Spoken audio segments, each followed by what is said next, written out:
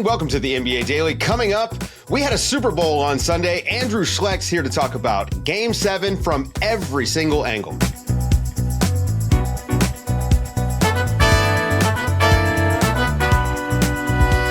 Woo! Game 7, the two best words in sports. Zena Keita, Baraheni, Andrew Schlecht, Dave DuFour, NBA Daily in the house. Andrew still in the Paycom Center arena. You can hear the balls in the background if you're just listening. Andrew, what a performance from the Oklahoma City Thunder. Wow. Yeah, defensively, this was their best game that they've played. They held the Nuggets to 93 total points, 39% from the field, and they really limited everything. I mean, the Thunder knew heading into this game that Aaron Gordon was going to be limited, and obviously he's great for their defense. But offensively, there wasn't a whole lot going outside of Nikola Jokić, and he didn't even have a great game. And a lot of that was the Thunder filled every single gap there was. Yeah. They basically played 8 guys in this one with their starting lineup, plus Alex Caruso, Aaron Wiggins, Grayson Wallace. And they had this revolving door of players. It was like they weren't like playing like, hey, here's this lineup, here's that lineup. It was just a revolving door of players. And they're like, we're going to play, 5 out. We're going to play all guards for 2 minutes. We're going to play super big for 2 minutes. They gave them every single look. And I think like the guys to really look at that had the intensity that you'd want, and this is not anything new, but it's Grayson Wallace and Alex Caruso. Mm-hmm. Oh, yeah. Those two brought it off the bench. Caruso was the primary defender for Jokić. He changed the game when he came in. Large stretches of this one. Yeah. I've got Teddy Tumbleson here in the background, Matt Tumbleson son, listening in live. I love it. It's just great. Thunder PR extraordinaire. I just thought their defensive activity was just different. It was special. That's probably the best defensive game I've seen them play. And we're talking about one of the best defensive teams ever to play. And we've saw great stretches for them all year. That was the best. And they said that they came into this with a sense of urgency. It was like, where was that sense of urgency in Game 6? But it was definitely here in Game 7. Yeah. And that was the difference maker. Yes, they made shots. They had 64 points in the paint, which was unbelievable. Mm-hmm. But it all started on the defensive end where like the Nuggets had no answers. It was basically like Jokić I'm going to have to throw myself into these guys so that I can get free throws. And like that's about the only thing we have cooking here. By the end of the third quarter, the Thunder had forced 17 turnovers and gotten 22 points off of that. And I definitely want to credit the defense. I think that was the start and the onus of everything for the Thunder, but also give credit to the Thunder for finally really confidently breaking the zone. And we hadn't seen that really since game 2, them finding ways around the zone, finding the gaps, finding a way to take advantage of that. And you knew that Aaron Gordon was going to try to be, hidden on the backside of that zone. And the swing, you saw so many of that dunker spot opportunities, Hartenstein, Chet getting up and the guards being able to take advantage of that because they knew who was in that position. Early in the game, you thought, hey, maybe attack him directly, but they were so tactical about the way that they exposed this zone. And I think that that's going to carry them well, especially going into the Western Conference Finals. Like, talk a little bit about their offense. Like, what did it look like out there for you to see it? It looks very energetic from TV, but what was it like in real time? Yeah, a lot of times the way that teams crack zones is that they get perimeter shots to go in. Mm-hmm. Right. And that was not the case in this game. You were exactly right. The dunker spot was huge for them. And it was the ball just had to move. The ball definitely had energy for them. And they were finding wide open dunks. At one point I was like, how many dunks do they have? They have like 7 or 8 dunks in this game? It felt like they had like 2 or 3 in a row at one point. Yeah, there were a lot. And they just had to find their way into the paint. Some of it was J-Dub actually seeing his shot go in this one, which was not something we saw in Game 6. And then some of it was, incredible passing. Like, I think backdoor was one thing that they really started to find in this one. And a lot of that was Aaron Gordon's a step slower than he was in the previous games.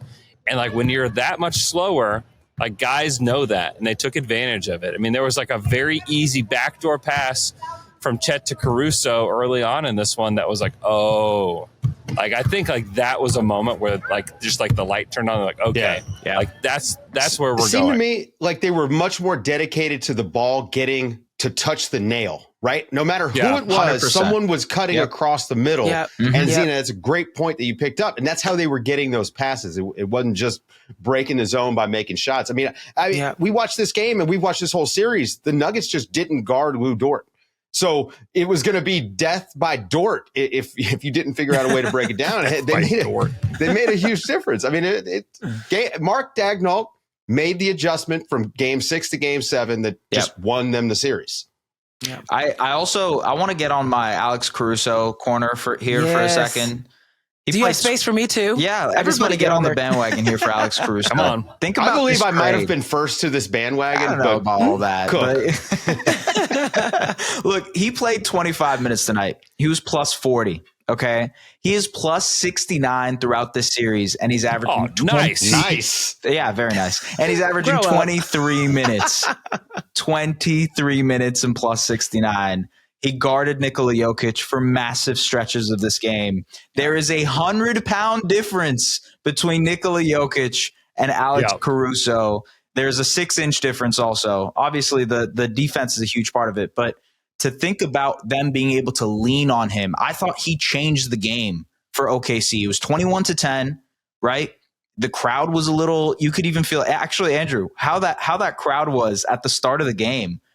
That was a huge storyline too, but you can talk about that later if you want. The switch, the momentum change that Caruso brought into this game was massive.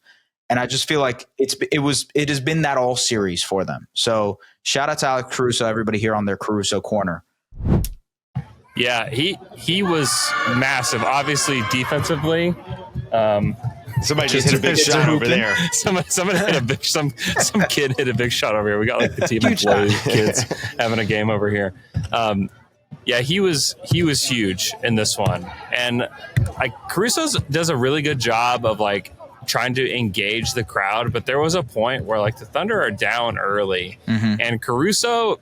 Usually, like when you're trying to engage the crowd, you're yelling a lot and like you're like trying to get people hyped up. But he gave this like almost like reassuring like look at the crowd, and he's like, "Come on, to the crowd like this." He's gesturing to the crowd, and it's not like everybody get up, but it's like, "Come on." And like he not only communicates with his teammates well, with his coaches well, but like with the Oklahoma City crowd, the way he connects with them is like really pretty special. But yeah, I mean like. What you could make a highlight reel of him just defending Jokić, where he is grabbing, pushing, tugging, like holding his jersey, holding his shorts. I think the Nuggets are putting that highlight reel together right now to send to the NBA league offices. I'm sure they are. I'm sure they are, but like the thing is like, and Alex knows this too, like you can get away with a little bit more when the guy does have 100-pound advantage against you. Of course. Because like, absolutely. And also the way that Jokić moves too, it works to his advantage to get fouls called, but sometimes it works to his disadvantage because like he's always moving weird. Like how are you supposed to know what is what is what? And so like Caruso does such a good job of denying the basketball, which is like the biggest thing for Jokić. It's like how do we make it hard for him to get the basketball? Fronting him and getting exactly. Oh, he fronts him.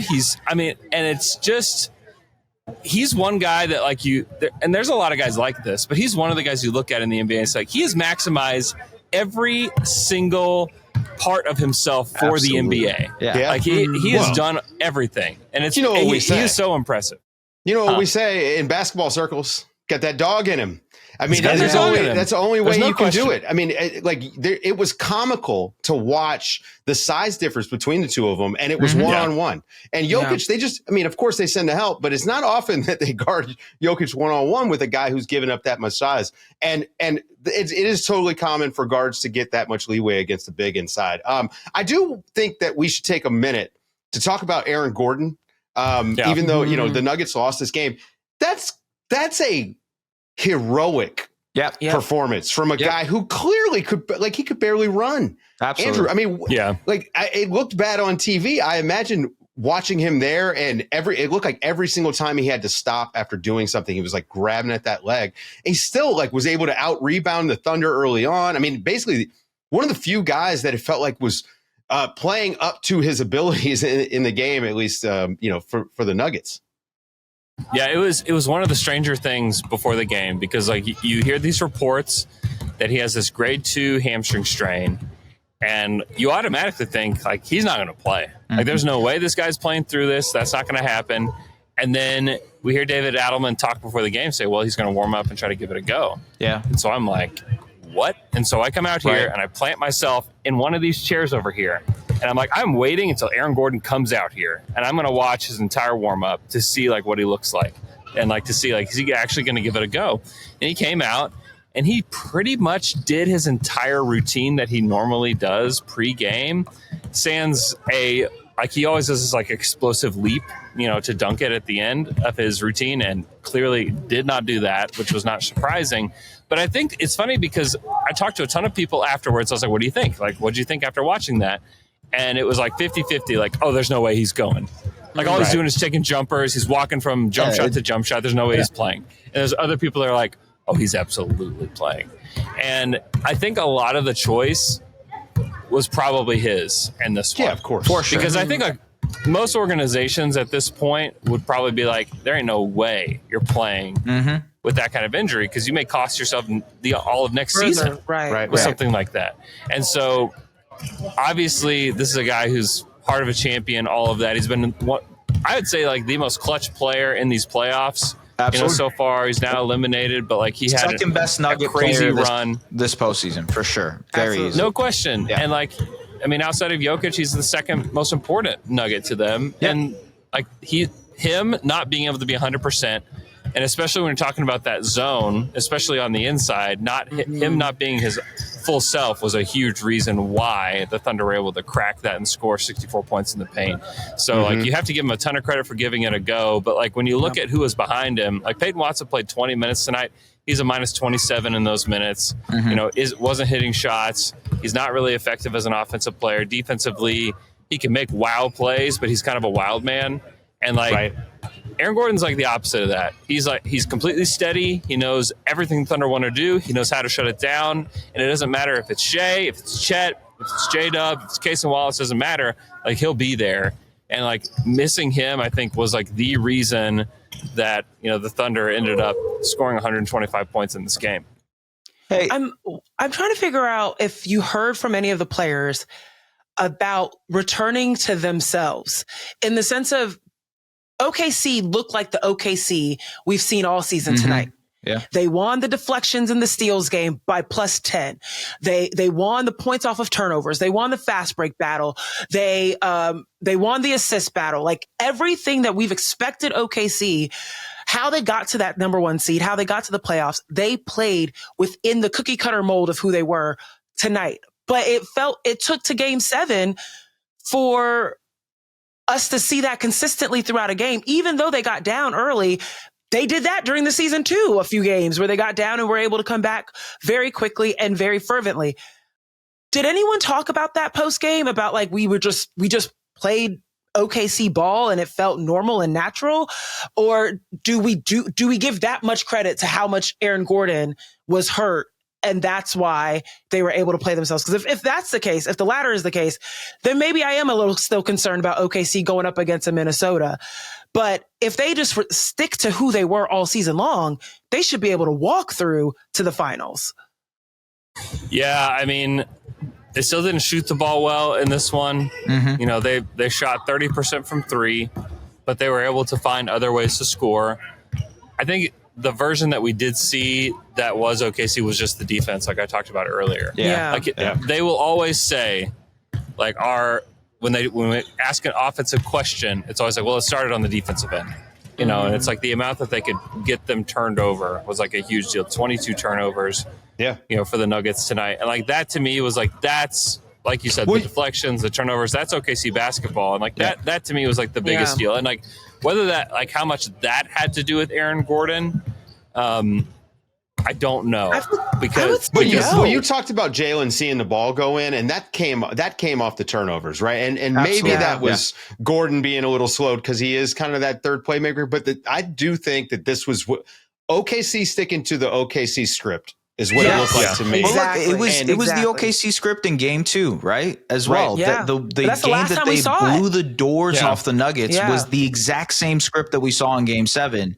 And I think like you see this progression in the 7-game series of these battles, these close games. In game 5, they pull out a close victory. It was all about like, can they prove it in the clutch? Well, they did, right? Can they close out a series? In game 6, they weren't able to close out a series, and they defiantly closed out a series here in game 7. Andrew, I know obviously you cover this team, you watch them, and you see them grow up, right?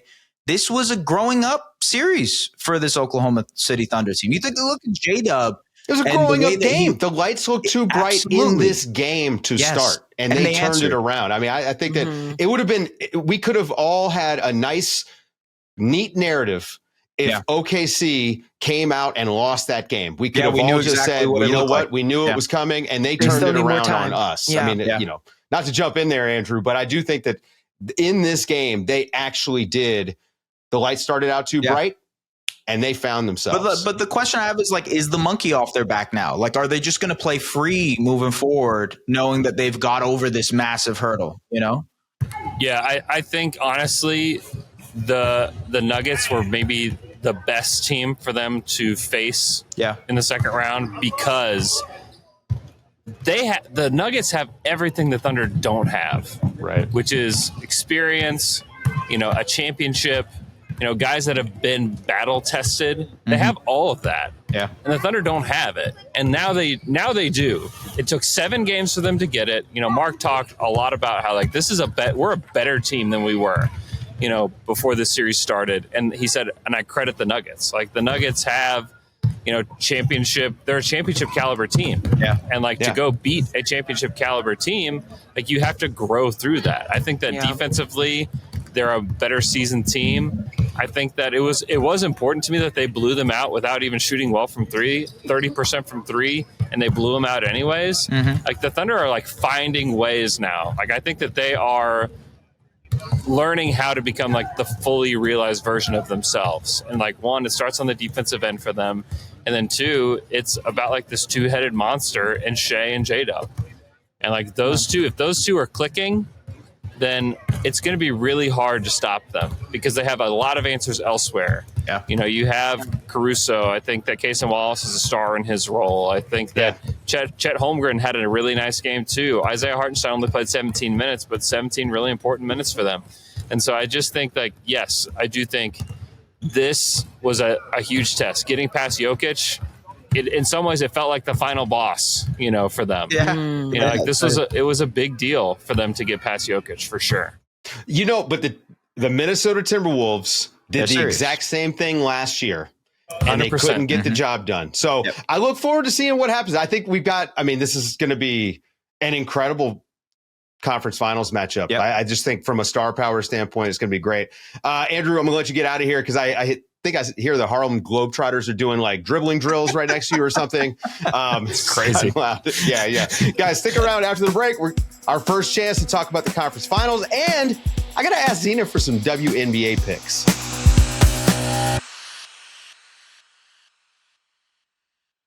The conference finals are now set, and it's time for our BetMGM picks of the day. We're going to talk about the conference finals. Oklahoma City Thunder and the Minnesota Timberwolves.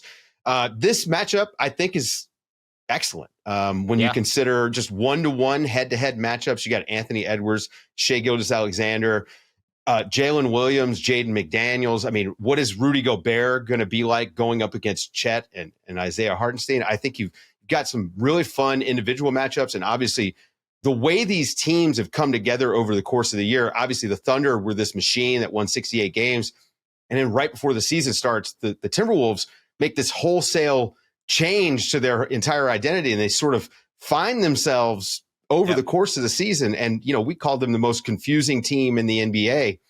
And it seems like they've sort of figured themselves out as we got into the playoffs. So, Zena, I'm going to start with you. Minnesota OKC, pick a winner and give me how many games. Jeez. I put you on the spot first. Yeah, you did. That's all good. I'm just thinking about the fact that we were horrifically wrong about that Denver OKC series. I mean, we were right about Denver pushing it, but we were not right about who would win the final game. I was. Yes. Oh, were you? Okay, my bad ass. Yeah, it's all good. Sorry, we were all super wrong about Boston coming back, so it's okay. We were very wrong about Boston. That's maybe what I'm thinking. We were about. wish casting there. Let's be honest. I'm the thing about after having seen that team up close, Minnesota against the Warriors, and just how well they have figured out how to keep Anthony Edwards in the game when he's not scoring in the first half, and Julius Randle kind of taking ownership of the team while Anthony is getting revved up. And the length of their defense on the perimeter, I do think the series is going to be long. I don't think it will be a cakewalk. But what I'm trying to think about is the fact that I think OKC has finally realized who they are in the playoffs. Like they definitely did it in the regular season, but today you saw them do what they did in game 2 comfortably and show the variety of scoring. And I don't know if Minnesota has that variety of scoring to the same degree. Okay. So I'm thinking OKC in 7. Oh, okay. Ooh, that's a pretty close series, though, if it goes 7. I mean, that's series. Yeah. I mean, it should be close. Tough. I do think it's going to be close. I think that there's enough talent on the Minnesota side between Julius and Anthony, but also particularly the star power of Anthony being like, I finally got past the Lakers, the Warriors. Y'all took care of Denver. Cool. Like, I'm here now. This is my opportunity. That's what I'm thinking, that he's going to will 7 games for this team. The question of who's going to guard Julius Randle is an interesting one. Right. Because if Julius wants to go down and post, he can do that. Can't be If Chet. he wants to go out and shoot, no, it can't be Exactly. It's going to be J-Dub. I think it probably ends up being J-Dub. Or Alex Caruso once he's put in the starting lineup. Yep, absolutely. Look, the OKC has tons of options. I can't wait for the defensive matchup between these two teams because Denver just laid out the blueprint on how to guard OKC for 7 games. Yeah. Zone up, force Shea to move the ball, basically a box and one against SGA, right? And force all these other guys to make shots. I think Minnesota can do that, but they can got better do that personnel to do it. They have a better defensive team to do that. Exactly, Dave. And so it's like, if they can just copy that and adapt that to what they can do in a 7-game series, I agree. It's going to be a long series, 6 or 7 games. I do lean OKC, but the only reason I lean OKC is because I actually do think it's a monkey off their back. I think they learned what it takes to win. Yeah. You could say the same thing about Minnesota, though, because I'm going to say the same thing about Minnesota. Okay, Spoiler so you're alert. picking. Okay, all right. So you guys are both OKC in 7. Is that it? Yeah, OKC in 7. Yeah. I'm saying Wolves in 6. I think Anthony Edwards is taking. I think he's taking a leap. I think the playmaking. I know. You know, That's Zena, you talked about seeing him up close, and the thing that I saw was this guy let the game come to him. That 12 assist game. You go back and watch that. I watched it. I rewatched that game because I was trying to figure out, like, how did he get this 12 assists like so easily? And it's just let the game come to him, and that's the next step. And all of these guys that are number 1 guys, when they learn to control their own pace and the pace of the game around them, they take these leaps. I don't know. So, I'm leaning Minnesota. Also, it's just more fun if I'm rooting for them. In the East, guys, we're back in the 90s. Knicks, Pacers, game 1 at MSG. I'm actually going to be in New York, and I'm going to try to sneak to this game because the idea that Reggie Miller, Patrick Ewing, and I could all be in Madison Square Garden at the same time. I feel like everyone is a big fan of that. Look, the Knicks, they figured something out in game 6 for themselves. It was great. Like, they put away the Celtics. It was an impressive win, even with the Tatum injury. And we have been really high on the Indiana Pacers and their two-way play, but especially their ability to constantly put pressure on you by scoring the basketball. I mean, it just, they are a machine, and they just put the ball in the basket. And if you don't, it gets late fast. So guys, start with US. Handicap this for me. Like, tell me, where are you leaning? Look, these teams played last year in the conference semifinals. The Knicks were not healthy in that one. Yeah. It's a very different Knicks team too. Karl Anthony Towns and Mikal Bridges are on the team now. So it's a little bit different of a series. I'm very excited to see Jalen Brunson versus Andrew Nembhard. That's a key matchup. Brunson was awesome last year against him. Very excited to see how the Knicks deal with the Pacers defense and aggression and point of attack. Obviously, the Knicks also switch a lot now because they did it in the Celtics series, and they're probably going to do it against Indiana. How can Indiana beat that switching defense? These are the questions that are just like running through my head. The thing that I'm going to lean Indiana in 6. And the reason I say Indiana in 6 is because we have seen the Knicks have inconsistent games. I have not seen the Pacers have an inconsistent game. They've had one in these playoffs, or maybe 2 in these playoffs, one against Milwaukee, one against Cleveland. New York is kind of on again, off again in the way that they've played some of these series. You think about Detroit, you think about Boston, play with their food a little bit more than Indiana does. And I don't think you can do that against the Pacers. I think the Pacers will take advantage of that very, very quickly. Like you said, Dave, with the pace and the way that they're just relentless, the way that they score. So I'm going to say Indiana in 6. Indiana going to the finals for the first time since Reggie Miller, by the way. We were here. Wow. Zena. Yeah. I love what New York is doing. I love the grit. It is so New York of them, of the way that they've shown up to these Eastern Conference finals, as much as I would love mayhem in Manhattan. I think that Indiana, on top of all the things that S has mentioned, Indiana also has depth to continue to put pressure on New York. Yep. I don't see Campaign or Landry Shamet or anyone that's coming off the bench. Even McBride. Is it McBride? Yeah, Deuce. Yeah, Deuce McBride. Like, I'm not seeing them come off the bench in the same way that I'm seeing TJ McConnell, Obi Toppin come off the bench and produce. And not only produce on the defense, but also produce on the offense and run in transition and all the above. And so at some point, the Thibodeau method is going to keep up and catch up, right? It's going to be a long series or longer series than maybe New York would like, but I do think it's going to be Indiana, and I probably am going to say Indiana in 6. Wow. Did you say Indiana in 6? We're all going Pacers in 6. I just think the depth is a big deal. I worry about the Knicks running out of gas.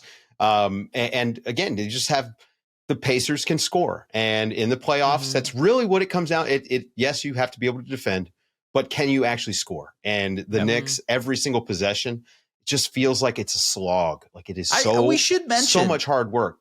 It wouldn't surprise any of us if the Knicks win this series, right? Oh, no, definitely not. Like we're guessing. No, absolutely not. Right, exactly. Because I thought they would lose to the Boston Celtics. At this point, it's like they can shine the world again. It is close enough. It is all close enough. This is, again, like we're in this great era for I think, basketball fans. I don't know what's going to happen. Right now, Oklahoma City is the best team. Yeah. And 2 out of 3 of us took them to lose in the conference finals. So, I do think that these teams are all pretty well matched. Either way, I think the Pacers Knicks is going to be fun. This might have been the most fun matchup that we could have gotten out of the East as far as just style of play. These guys are going to come out throwing punches. So that's exciting.